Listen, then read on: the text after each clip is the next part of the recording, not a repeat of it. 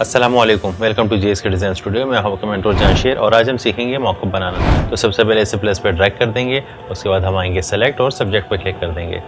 अब हम लेयर्स में आएंगे और यहाँ से मास्क अप्लाई कर देंगे। उसके बाद हम यहाँ से एक रेक्टेंगल लेंगे और रेक्टेंगल यहाँ बना देंगे। उसके बाद हम लेयर्स में आएंगे, राइट क्लिक करेंगे, convert to smart object, opacity हम इसकी 50 कर देंगे। उसके बाद कंट्रोल T प्रेस करेंगे, कंट्रोल का बटन प्रेस करके रखेंगे, इन पॉइंट्स को एडजस्ट करेंगे।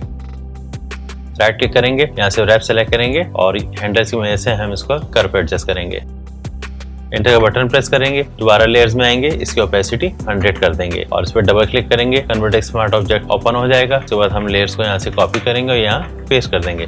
कंट्रोल T प्रेस करके इसका साइज भी हम यहाँ से एडजस्ट कर देंगे। कंट्रोल S प्रेस करेंगे, इस फाइल सेव हो जाएगी। उसके बाद हम दोबारा लेयर्स में आएंगे, कंट्रोल J प्रेस करके डुप्लीकेट बनाएंगे और यहाँ से स्क्रीन सेलेक्ट कर देंगे।